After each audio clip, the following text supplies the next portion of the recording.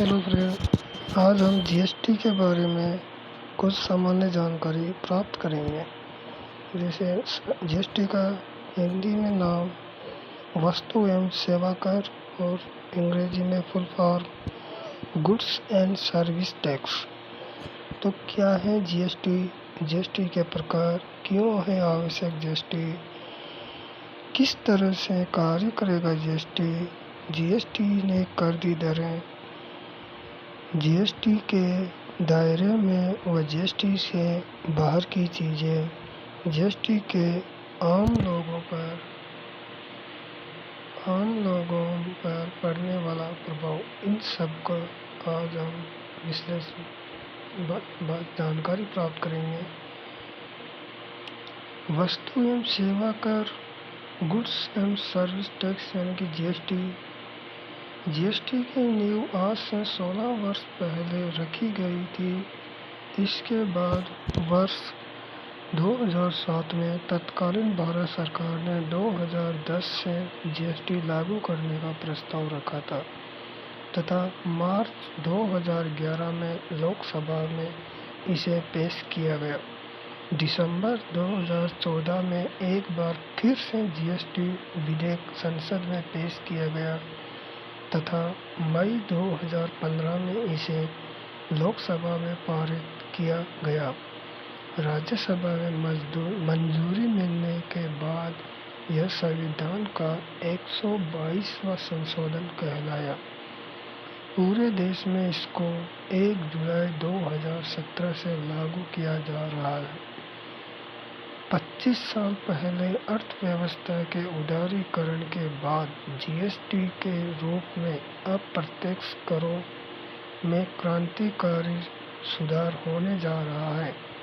भारतीय अर्थव्यवस्था के और मजबूत बनाने में जीएसटी मील का पत्थर साबित होगा।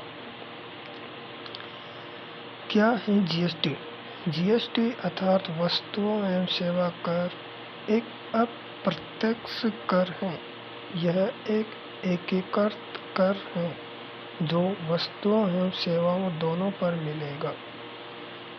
जीएसटी लागू होने के बाद पूरा देश एकीकृत बाजार में तब्दील हो जाएगा और अधिकतर अप्रत्यक्ष कर जैसे केंद्रीय उत्पाद शुल्क, सेवा कर, वैट, मनोरंजन कर आदि सभी अप्रत्यक्ष कर समाप्त होकर जीएसटी में समाहित हो जाएंगे।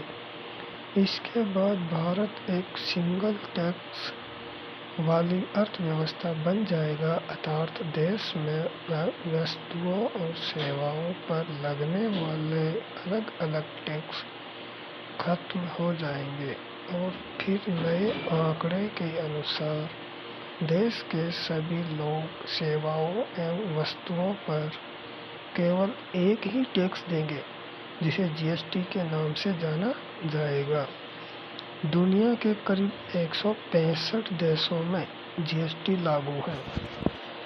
न्यूजीलैंड में 15%, ऑस्ट्रेलिया में 10%, फ्रांस में 19.6%, जर्मनी में 19%, पाकिस्तान में 18% की दर से जीएसटी लागू है।